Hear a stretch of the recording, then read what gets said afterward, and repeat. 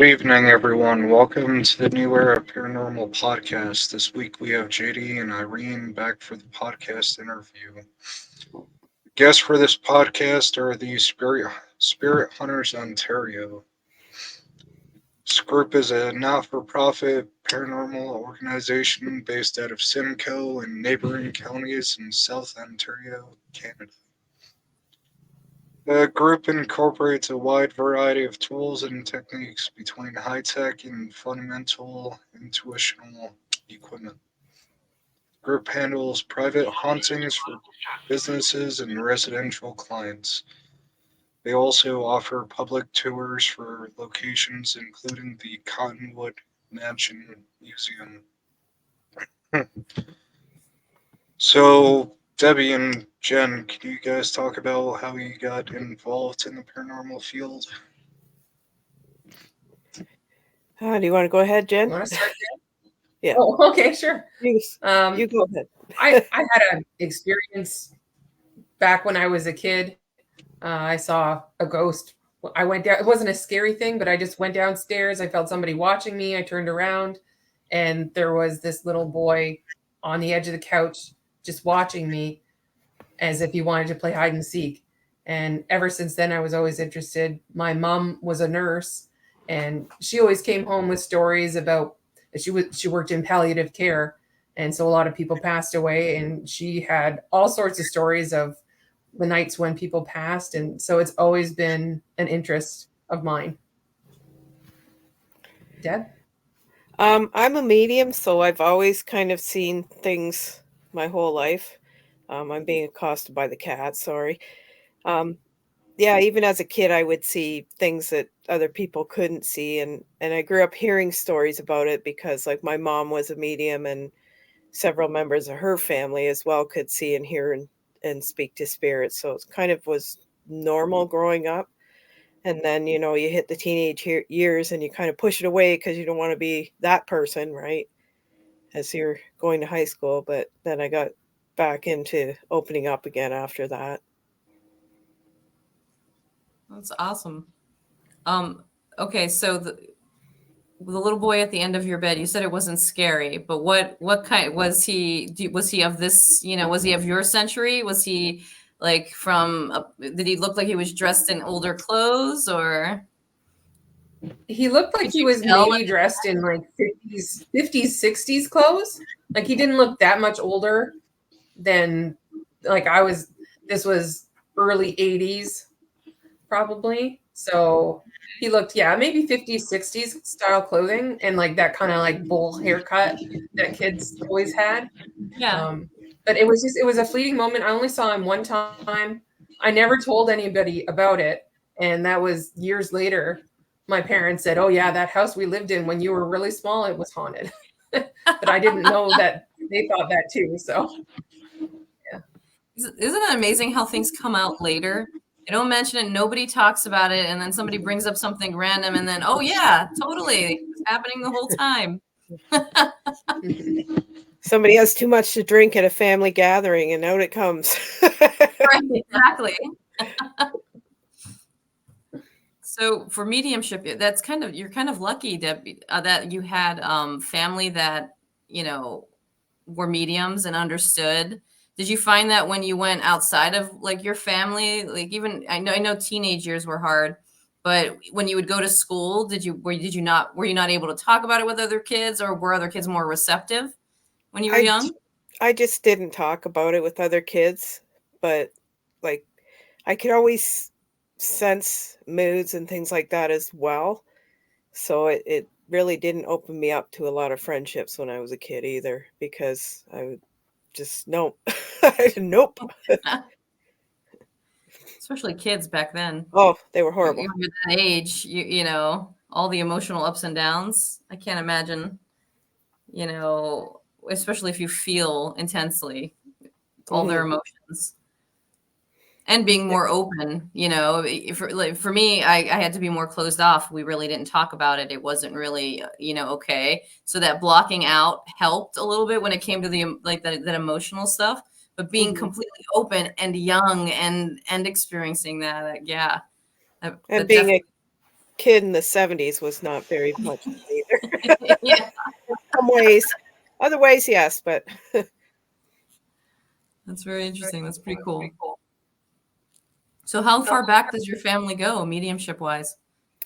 I'm not really sure. Like my mother passed away when I was 13, and I know that she had abilities, and I've heard from my uncle that um he had a great aunt who also had abilities, but as far as that goes, I'm not really sure on that, and That's I'm not pretty sure far though. Yeah, about the other side. So, interesting. Very cool. So was the Spirit Hunters, Spirit Hunters Ontario, the first group that you guys joined, or were you doing experimenting with the paranormal before? it's the first group that I joined, but I know Jen has belonged to another group before, I believe. Yeah. Yeah, I was experimenting on my own. My sister's really interested in the paranormal as well. So both of us kind of would just go to places we'd heard were haunted, um, just checked it out. We did lots of ghost tours, that sort of thing too. And when we went on vacation, we'd always go somewhere that was a paranormal hotspot kind of tour. Um, and then eventually I did join a group in, I guess that would have been 2012. And I was with them for a while, and I had some life stuff happen and had to part ways. And it just happened that I had kept in contact with quite a few people in the paranormal community within Ontario. And it just happened I was kind of ready to join another group. And a friend of mine, Glenn from CPI, he put me in contact with Judy, who's our leader at Spirit Hunters Ontario. And we just hit it off, and it's been great. And that was in 2023. It's been quite a ride, and I really enjoy going out as a group and investigating because it kind of gives me a little bit of validation on what I do and what I'm picking up when we actually get hits on the equipment and evidence and EVPs and things like that. It's kind of cool. And researchers to do, the background and find validation too. Yes, Yeah, absolutely. Absolutely. That's fun too. definitely boosts the confidence.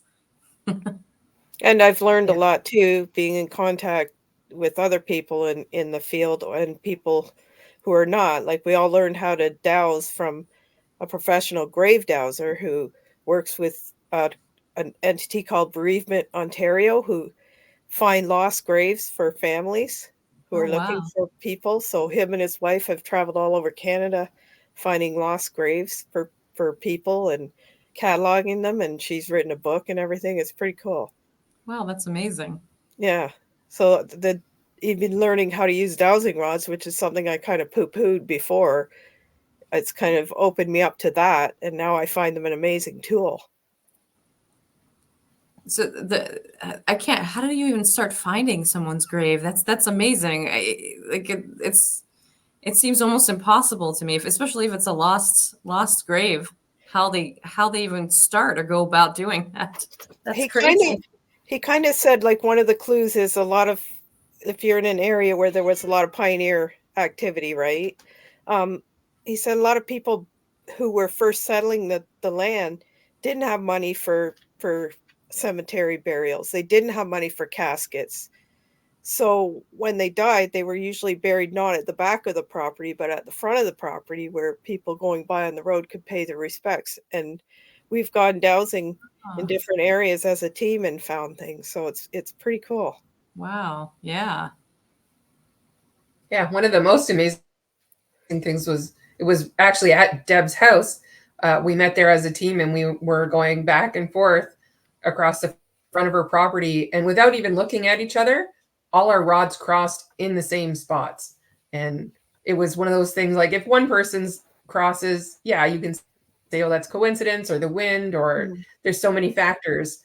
But when each person crossed the exact same spot without looking and knowing that that's where someone else's had crossed, it was just really interesting.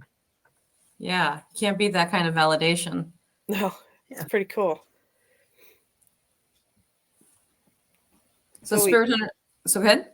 oh, sorry. Go ahead. No, that's okay. So Spirit Hunters as a team, how do you normally work? Do you do private investigations, just public investigations? Do you do you well, I do we do know that you're associated with Cottonwood Estates. So if you can kind of give us an idea of what you do and then how you're associated with Cottonwood as well. And a little Yeah, bit about sure. Yeah. So our group started in 2022. So Judy kind of brought us all together. There's 6 of us. Most of the time, we're doing just ourselves, like our own group. We'll book different historical locations in the area, and we go and just as a team, we're kind of always trying to refine our own techniques, and we just have a lot of fun. Kind of treat it as a hobby group. But we also go into do different businesses that have had problems. Like there was a bread factory in Victoria that was having some problems in their basement area. And also it was actually an old church. So in the pulpit area, there was a lot of strange activities. So we went in and kind of helped them there. And then, yes, our main place where we do public, like we invite the public to come join us, is at Cottonwood Mansion Museum. So that was, again, Judy, she had just made contacts with the management at the time, and we went in and we did our own like private group investigation, had a great time, just built a really good connection and offered a collaboration so that we could come in and give tours to the public that told them the ghost stories that had happened there. And then also they give them a chance to give people the history of the location as well. So it's kind of part historical tour, part ghost tour, and people seem to really like it. And then we also do public investigations where people come in and they get to use all of our equipment. So we've got EMF readers and dowsing rods, pendulums. People get to use hands-on all of these things, and they can see what they can learn. And we teach them a few things too, and then they can take that home and keep going on their own. Very cool. What makes Cottonwood Estates popular? Like, why would somebody want to visit or do a ghost walk or a tour or an investigation? Does it have a lot of activity? Do you have a history of a lot of paranormal experiences? Mostly Cottonwood is in the area. It's kind of a curiosity because the mansion itself, before it was bought and restored as a museum, was derelict for 80 years and abandoned. So naturally a lot of ghost stories and everything sprung up around it. So it kind of makes it enticing. We get a lot of people coming in for the tours and the ghost walks saying, I always wanted to come inside here and see what it was like inside. I've driven by it. Like, it's this huge mansion out in the middle of nowhere. And it's quite a landmark locally. And we kind of enjoy it too because for us it's giving back to it because we let them take the proceeds from the ghost walks so that because they're a private conservation association, they don't get any government funding for this museum. Wow. So at the end of the day, it really helps them as well. But a lot of people in the area are very curious about Cottonwood Mansion. We do have quite a bit of activity. Absolutely. Like when we've gone in just as a team, we've had stuff. And when the public has come in, we've had different, like the equipment will go off, but sometimes it's just like we smell like cigar smoke or perfume, or we've had people see shadow figures just kind of peeking around a corner at somebody. And it's kind of neat when it happens, especially with a large group, because then everybody has experienced it at the same time. And that's kind of exciting. So you can share our passion for Cottonwood, and it it feels like, it almost feels like going to a relative's house at this point. Like, it's like It my does. favorite house that I'm just going to go visit, see what they have to say, help them tell their stories if they have any that day. Is there a particular spirit that is seen frequently, more frequently than other spirits, or experiences with that spirit? I Or would it's have to say Percy is there a lot. He's after the family that built the mansion sold it, he belonged to a family that lived there, and he was a family of like what, there were 6 or 7 boys and parents. There's a picture of them hanging up on the wall in there, and he was quite the little ripper. And one of the first things I picked up on going in there was him sliding down this huge banister as you come in the front door. I'm like, who's the kid, right? And then if there are kids on the ghost walks, he immediately gravitates towards them and he plays pranks. It is so funny because oh he wow, loves to interact with the public. that makes for a good ghost walk in a ghost store for Oh. sure. But that being said, we've also had contact with some of the family that have lived there as well. So it's or and built the mansion like the original family as well as servants too. So Oh wow, um, so there's still living family that you can speak with about the history of the house. there are a few around, yes. There's still Oh some in the wow. area, yeah, of the original family who've Yeah, also I Are there? think that's good. Oh, sorry. Go ahead. I think No, that's no, go just ahead. why we like it so much too, is that the historical society is continually finding out new things too, and some of the things that they find out validate the experiences that we've had, and sometimes we can kind of tip them and kind of, well, maybe look into if there was somebody with kids this age or that sort of thing in the area, and then they know kind of where to start looking for their research as well. So it's really neat. That's interesting. So if you have, oh, I just lost my train of thought. Okay. Oh, so what normally I see with like some of the older buildings or older homes, there's you said it's out in the middle of nowhere. There's usually like another building nearby, or like I call them sister mansions or sister homes that also Yeah. have paranormal experiences. But this has nothing it's around it. Not even the land. Does the land have also experience? People, do they experience things on the land around it, or is there a history of the land? apparently there were some graves on the front yard. There are some unmarked graves there. That's how we met up with the grave dowser. But they were people who were there before the original family. They were squatters who were there before the original family homesteaded.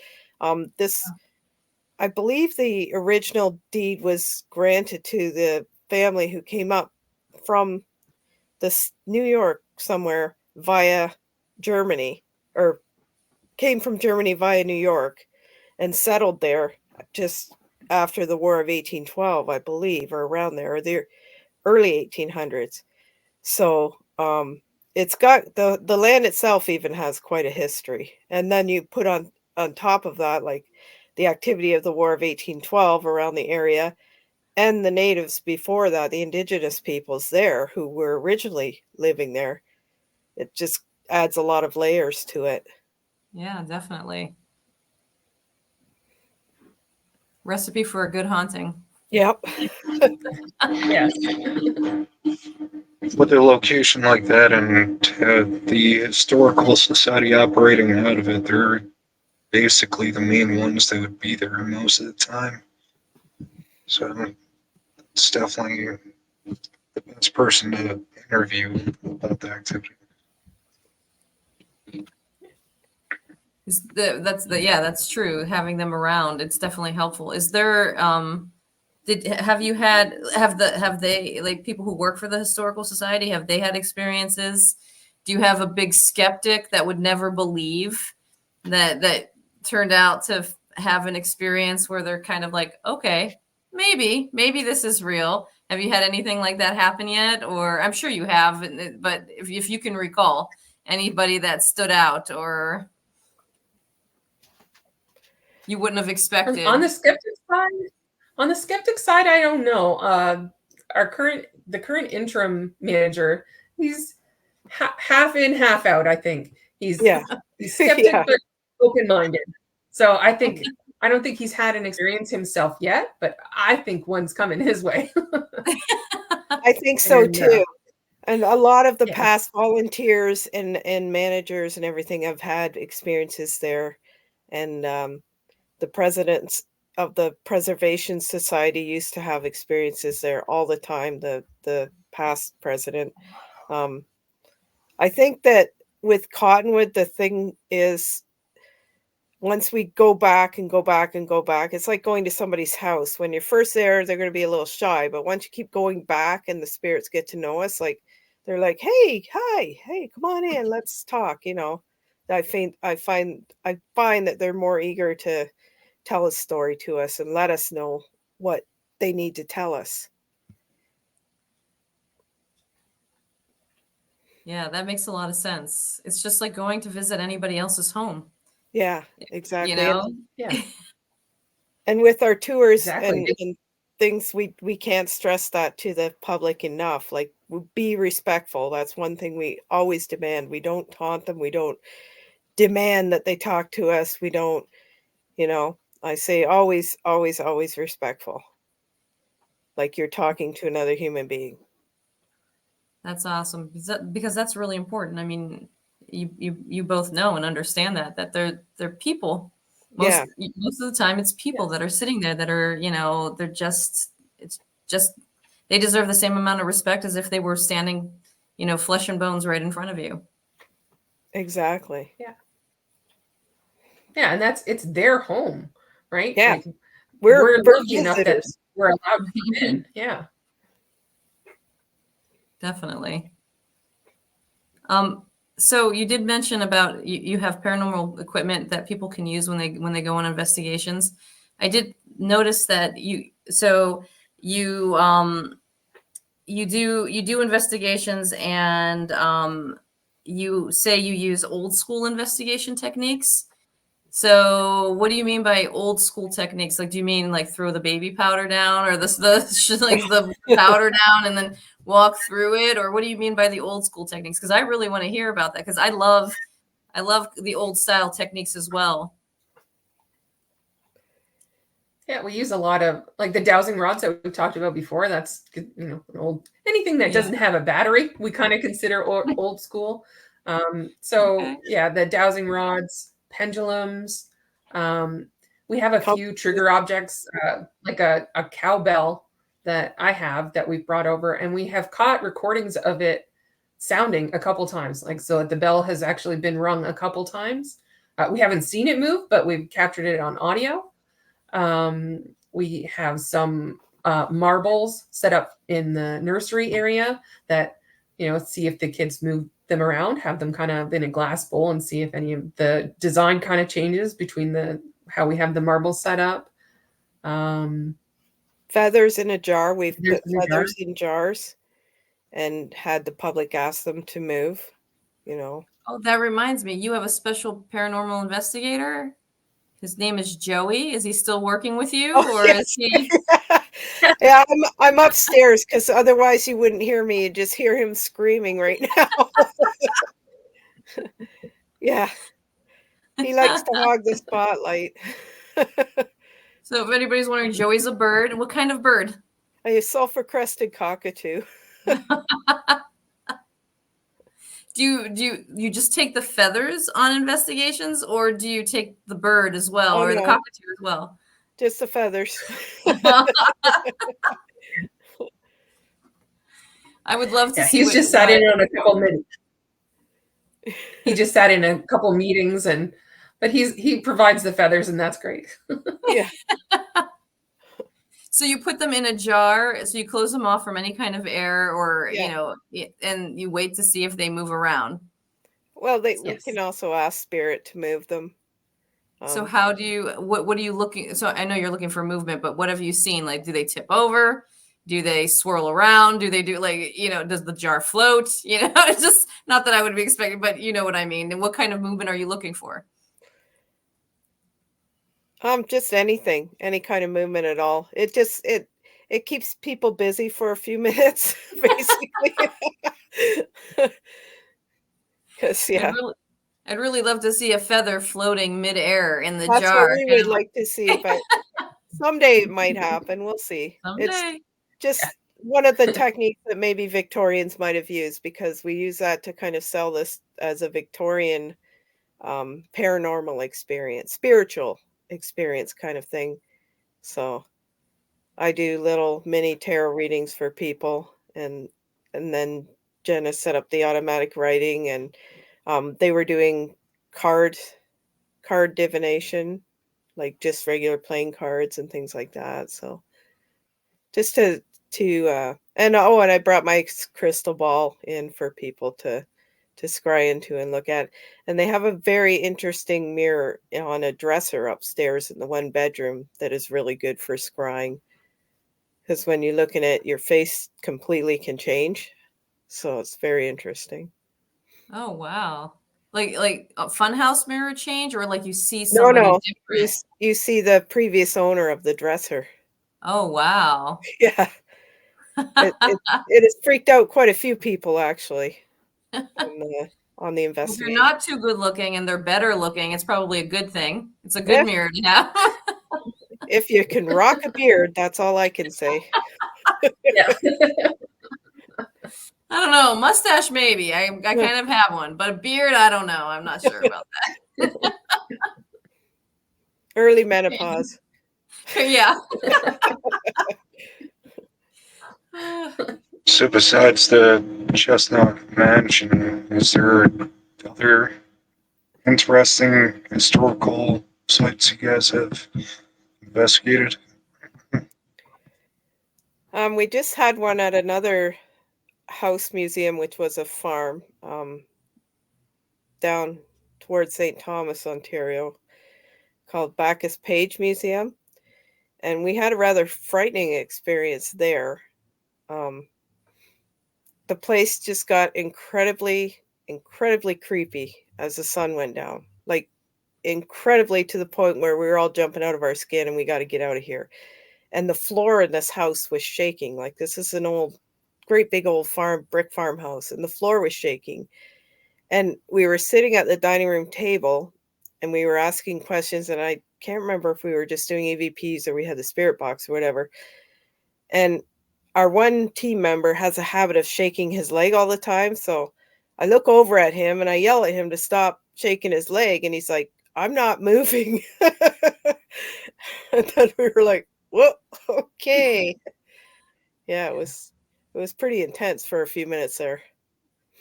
Yeah. When you said something to him, did it stop or did it continue No, even after? it kept right on going. Like, Wow. you felt it, right, Jen? Yeah. Like, Yes. I thought the same thing, that it was Jamie shaking his leg, and I was like, "Oh, come on, like, yeah, calm down, Jamie."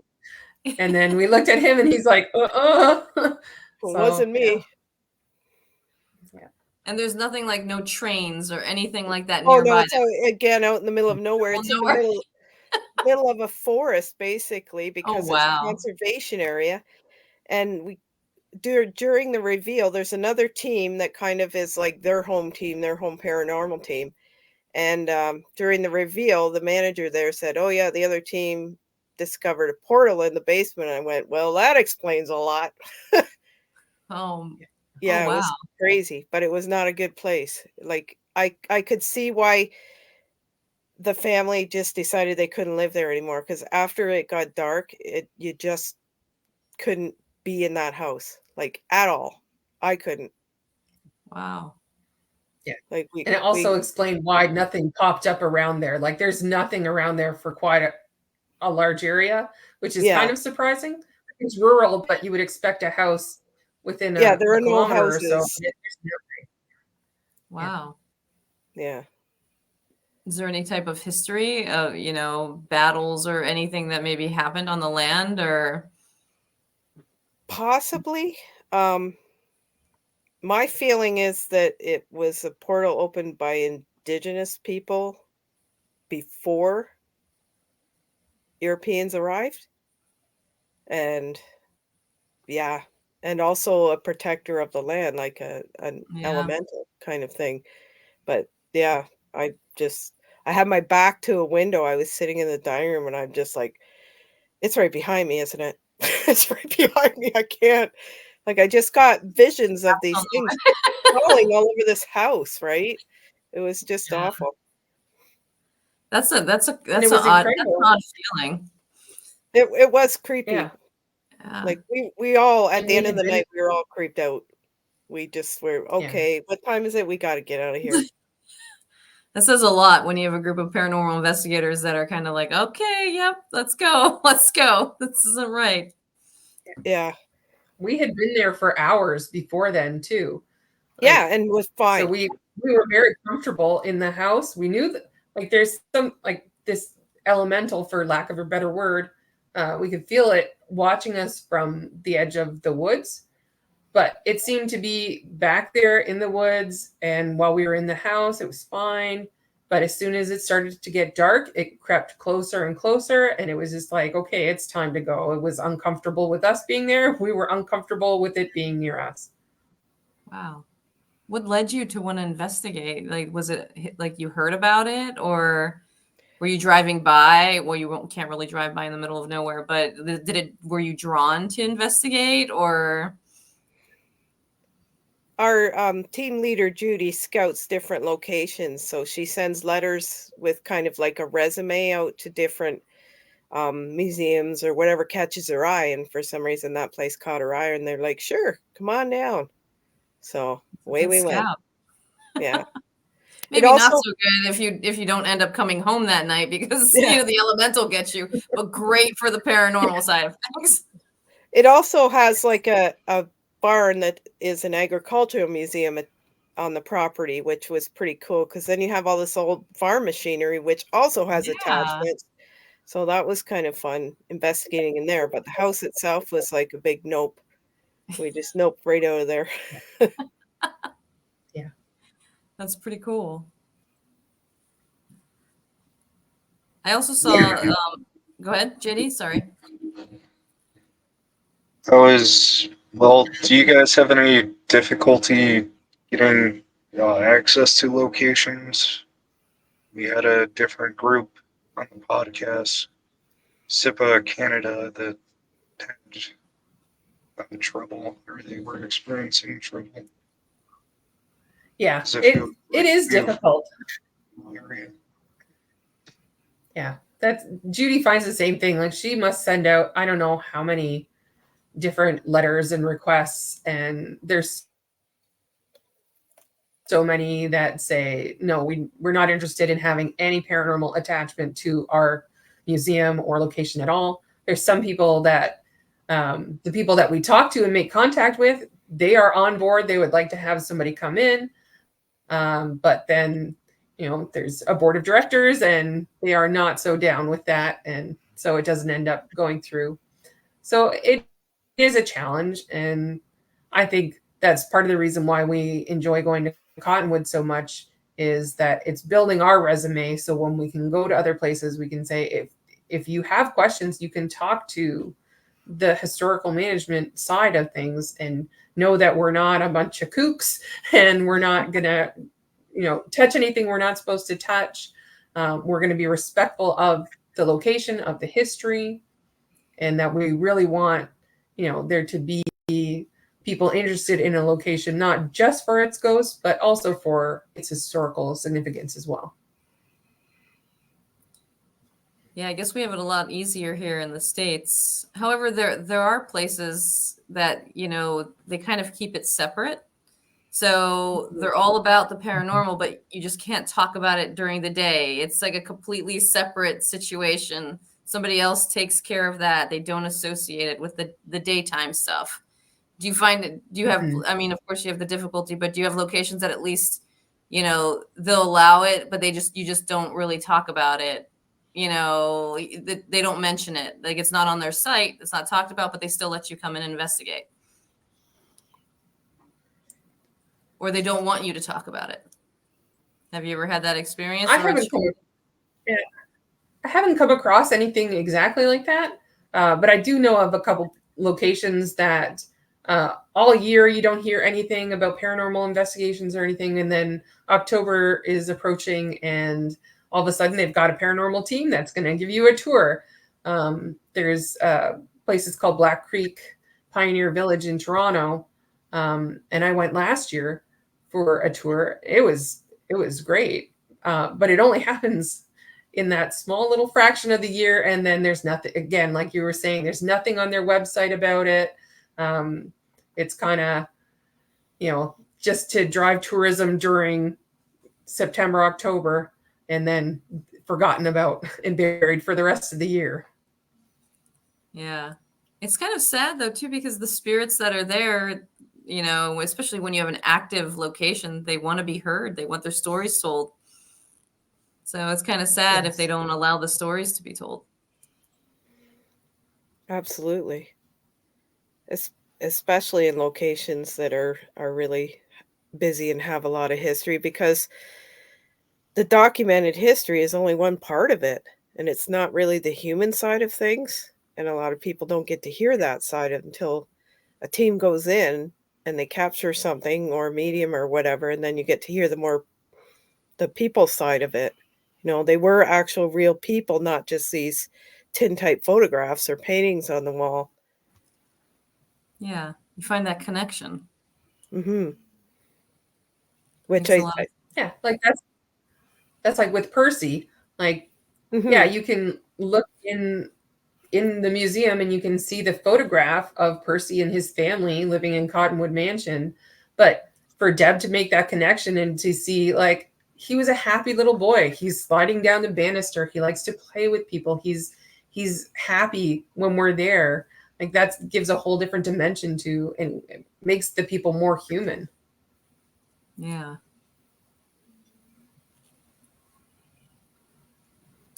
JD, did you have anything you wanted to ask? I wanted to ask them about the Lighthouse Festival Theater. I saw they recently did an investigation there. What's that location like? I've never heard of that. So it's in Port Dover, Ontario. Yeah, it's an old town hall that used to have the fire hall attached to it, and in the 80s they a company bought it and turned it into a theater for like plays and whatnots. And yeah, it was not bad this time. We had a bit of activity happen there. We had a guest medium from CPI come in, Angel Morgan, to help us out, and it ended up being pretty wild. But it was we ended up doing a crossing over ceremony for a spirit and had a whole bunch go through. But on the flip side of the coin is, once you do that, then your location is flat. There's nothing left, right? So we're just like, well, I guess we're going to pack up and go home. Yeah, some owners do not want that. They want the spirits to be around, and they frown upon it. So that's the thing about that, though. There still is spirits there who are crossed over that come back. Yeah. Right. And at the theater, you're always going to get residual energy from audiences and people, and like, if you're sitting in the quiet, you can always hear a bunch of people talking in another room, like always in that place. I find that's a constant noise in there. And talking to everybody else this last time, it was like everybody else was also hearing it. So I'm like, all right, it's not just me. I'm not crazy. Well, maybe I am, but theaters are always very interesting places. Yeah. A lot of egos and a lot of drama, a lot of personalities. Yes, all of that. Not the performance drama, the drama behind the scenes. Yeah, absolutely. All kinds. Well, and movement. There's always so much movement. There's like all the movement of the crowd coming in, like the attendees coming to watch whatever performance is, the actors moving around on stage. There's just, I remember like this past weekend was the team went for their second investigation at that location. But last year we went as well. And I remember I was near the stage, and I was looking up towards the balcony, and I'm fairly certain it was residual energy, but I could see it looked like an usher standing there moving his arm as if he had like a flashlight to direct somebody to their seat. And it was only there for just like a blink. I saw it and then it was gone. But so there's just that always kind of energy of people are still wanting to put on a show and for you to enjoy the space. Yeah. I believe energy is left behind in spaces. You see it a lot in theaters, but have you experienced energy like more painful energy, darker energy? You know, there's a difference, I guess, between the energy sometimes with if you're experiencing an elemental guarding a property or protecting a property. Then, like if there was a tragedy in a location, have you had any experiences in any of these locations or in another type of location you've investigated, where it's not just like the residual like from the theater and that high energy ups and downs, but something a little darker? And has it affected you in any way? Like, do you come out feeling any different? Just people have different experiences. I've had a couple, like not with the team, but just as a personal experiences. I went to the vaults in Edinburgh and in Scotland, and there's just like a really deep sadness. There was people lived down there because they couldn't afford anywhere else. It made me cry. I'm not a kind of person that cries a lot, but I was weeping. I felt such just intense sadness. And then once I got a couple blocks away from that location, I felt fine. I felt like myself again. And the same with my sister and I went to the Castillo de San Marco in Florida. And same thing, like there was an area where prisoners were kept. And again, like I could barely walk into that room because it's so heavy that I couldn't breathe. And then just backed out, tried to like just clear my mind a little bit, and then I was okay. But yeah, definitely emotions stay, even if there's not a ghost per se, that negative impact kind of stays behind. Yeah, I think newer paranormal investigators or less experienced don't acknowledge that, like the feelings that they could be getting are not them, or somebody living in a location or working in a location, they're feeling the emotions of the space and they don't recognize that it's not themselves. So I feel like recognizing that and the work that you do and the paranormal with paranormal investigation, and the more the paranormal investigation that's done, the more people can understand that and learn that. As mediums know, right? They feel everything. We just talked about you in grade school and just everyday life, right? But people don't realize that some emotions don't belong to them, and if you don't acknowledge that part of life exists, you're gonna think it's all you the whole time. Absolutely. I get weird feelings every time I walk into an old church of any kind, like be it Catholic or whatever, Baptist, whatever. And sometimes I really don't like it. Like I was at a friend's mother's funeral and she was Catholic, and it was this 200-year-old Catholic church in Brantford, and out of the corner of my eye I could see like this whole row of nuns coming out. And I'm like, oh, nope, nope, nope. They're holding But it was, rulers. oh no, they were just scary because Oh. they were coming to beat us, right? Yeah. We don't belong in here. I find churches hold a lot of emotion, and not necessarily always good emotion either. Like a lot of Yeah. people are there and they're frightened. So Yeah. And also, funerals, lots of like mourning, absolutely. Yeah. yeah. So not just celebration like weddings, but mourning and sadness. And they go every Sunday to be told how horrible they are. Yeah. You know? The when you go to these locations, so all are some of so like Cottonwood is the only one you do you're like part of the team and you take people on the tours, or do you do other locations as well? That's the only No, one we have set up. yeah. Okay. That's the only one we have set up at the moment. We're always open to the idea of doing other places. We thought we had one kind of in the pike, but kind of fell through at the last minute. But so you never know. At the moment, so it's only Cottonwood, but we're going to keep trying. Do you hear that, Ontario? They're looking for more places. Call them up. Around here, though, Ontario's a big place. Yeah, it is pretty big. Yeah.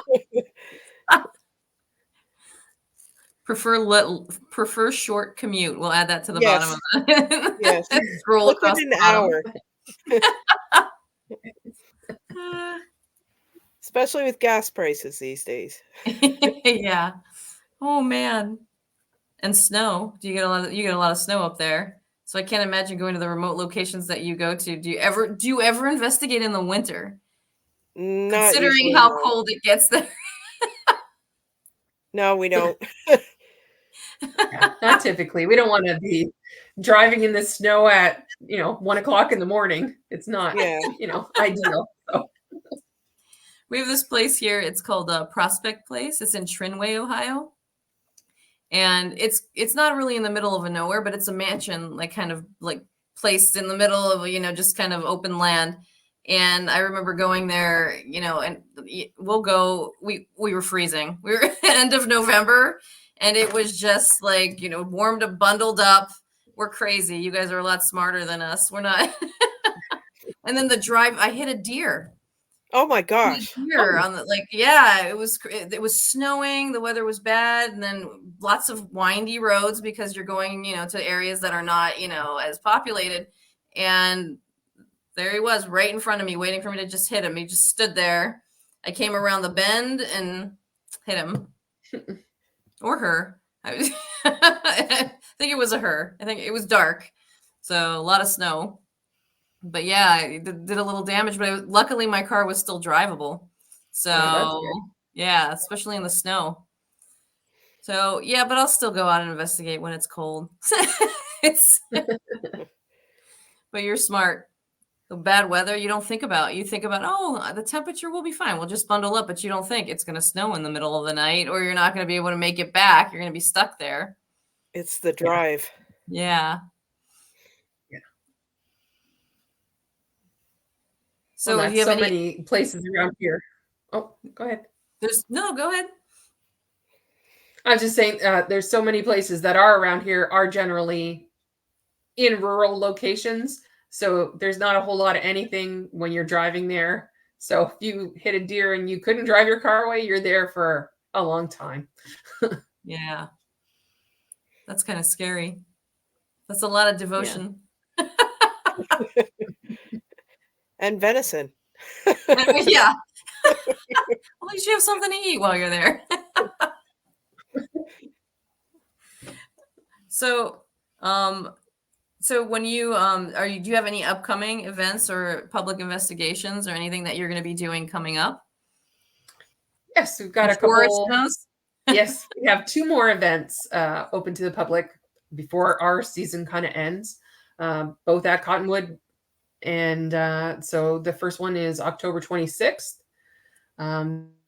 There are tickets available still for the 6 p.m. and 8:30 p.m.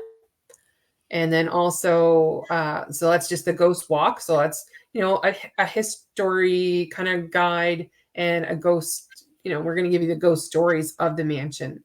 And then on November 2nd, there's the public investigation. So that's where the public gets to come in and use all of the equipment that we have. So this time we're having a good mix of modern technology. So we've got an Ovilus, K2 meters, EMF detectors, all that fun stuff that people see on TV, plus the old school technology of dowsing rods, pendulums, things like that. And so all the tickets are available at cottonwoodmansionmuseum.com. Very cool. That sounds like a lot of fun. Yeah. I like when people get the people who don't normally investigate or are just dipping their toe in the water because they really love it and they really want to see what it's like when they have the ability to have the equipment to use. That's and you have an Ovilus, which you don't normally see. Like if you just go to, for like a public tour, there's not normally an Ovilus around. It's, REM pod, EMF detector, things like that. So that's pretty cool. And the spirit box. People really love And the that spirit too. box, yeah. Yes, spirit box. Have you ever had anything? Have they done like Estes and or like? Oh yeah. Have you ever had? So have you ever Yes. had anything funny when they're doing that? Like an experience, like first timer. Have you ever had something interesting happen? Put you on the spot. I'm sorry. No. Well, when was it? We had that lady's husband come through when she was doing Estes. She threw the headphones off and said, "I just heard my husband. Oh He my gosh. recently passed away." Yeah. Oh So I kind of wow. I took think her that was aside. Yeah. And yeah, there was a couple really wild ones. That one, um, there was a lady doing the Estes and blurting things out, but there was a couple sitting beside her, and the male of the couple was getting upset by some of the stuff she was saying out loud. Like because she couldn't hear anything except the spirit box, right? And so he was getting a little freaked out by it. So it was kind of interesting. Huh. We always have something interesting happen for sure. As long as it's not When- interesting when you're at injuries. Yeah. Yeah, no injuries. No. We've had a few people that show up and come to do like the ghost walk, the ghost tour, and it captures their interest enough that they're like, "Oh, I want to come back again and get to use all these hands-on equipment." So we've got quite a few repeat customers, which is always Yeah. great. We love to see everybody back, and they really love coming back to the museum, which is great. That's awesome. That's a testament to the quality of the tour too, and the work that you do. So you hear that, Ontario, within driving distance? And our Victorian experience, we also ended the evening tours with a séance, which people absolutely loved. They thought it was great. So Oh wow. So how do you set up the seance? What's your their dining room in this place is huge, so we just set everybody up with chairs in a circle and get them all to hold hands and go through the ritual, and then just blurt out whatever comes up and see whoever owns it. So had a lot of interesting things happen there too. Yeah. What But like what? Have you had something like an people experience touching, something moving? people's names, like people will come through and they'll say, "Okay, for example, I blurted out the name Ruth and a lady yelled, 'That's my mother.'" you know. And it's like, well, I can't make this stuff up, it's not anything. Yeah, so they're a lot of fun to do as well. So Oh, that's pretty cool. It's a different type of experience. So it's not just a simple ghost hunt. It's the whole package. well, and Mediumship. that was historical. That was something the Victorians were Yeah. writing for seances. So just see what happens and it's interesting with people's energy, with the different energies of the groups as well. We find that Yeah. a lot. If the people come in and they're not really interested and they won't ask questions for EVPs or anything, I find we get very little activity then. No Yeah. interaction. So we're like, oh, It's the same as from what we talked about before. If you come to someone's house acting bored and like yeah, you're indifferent and don't care, well, yeah, like they're not going to be really receptive and welcoming and a good host or so no, it's the same kind exactly, of thing. So exactly. you also you do the seances, but you do table tipping as well? Yeah, we tried that as well. I wasn't in the room when they were doing that, so I don't know how that went. I was in the parlor with my cards. Well, that's pretty cool. It's yet another experience on top of the experiences they're already having. So, Mhm. and this all comes with the ghost tour of or the investigation of Cottonwood. Yeah, Yes.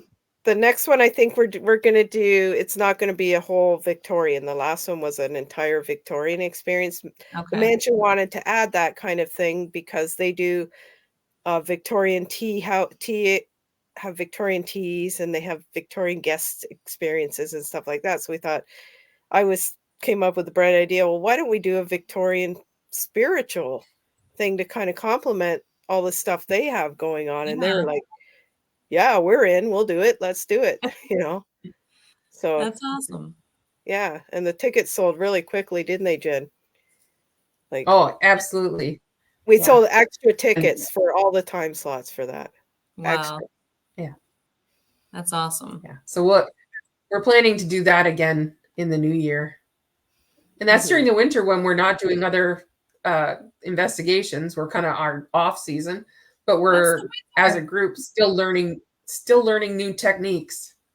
And and next year we can bring our new techniques to our customers, and they can experience even more techniques to try and communicate. That's awesome. Trying to, give them more experiences. It shows that you care and you care about the location. And, that's, the professionalism behind that is really important. That brings people back. That's pretty awesome. And they should come back. It sounds really fun. If you're ever up here, come on, come on over. I will, definitely, when it's a little warmer. I'll be there. I'm not coming in the snow. I've learned my lesson, especially Ontario. Not gonna, but I will. I'll definitely make my way up that way.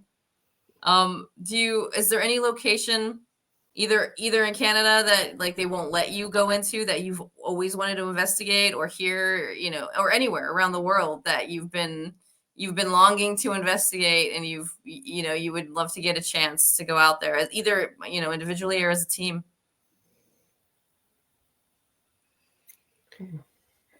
Yeah. I can't speak for the rest of the team. I'm not really into anything too heavy, like a psych hospital or anything like that, because I feel like there's just too many horrible things there, and they can be overwhelming and dangerous. Like, I wouldn't want to do anything dangerous, but for me, I wanted in Port Dover was like one of the biggest freshwater fishing fleets. I would like to get on one of those tugboats and do an investigation, because they've all seen the bottom of the lake. They've all Wow. had fishermen die on them, and they're all about 100 years old. So Wow. for That me, sounds that's pretty what I would cool. like to do. How about you, Jen? Did you think of anything?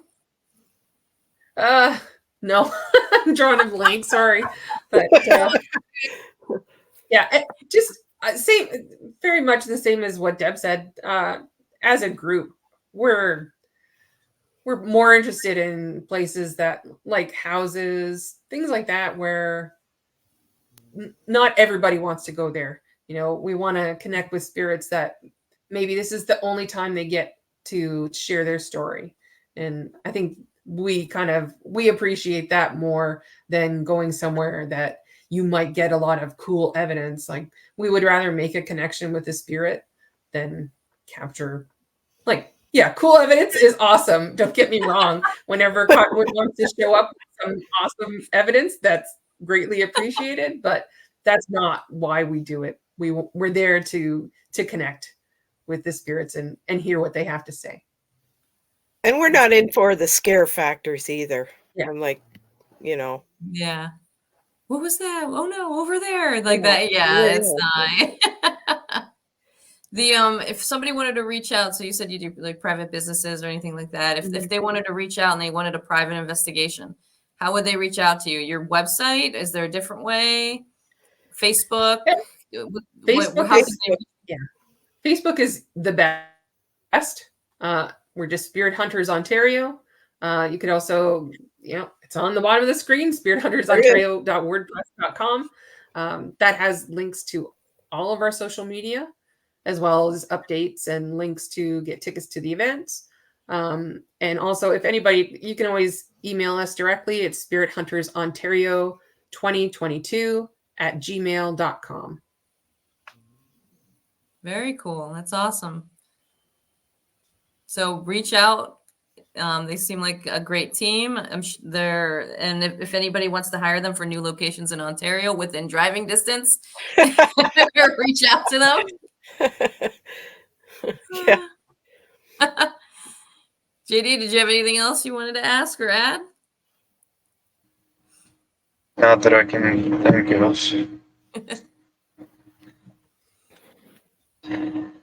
You want to do the outros, and I'm having allergy issues.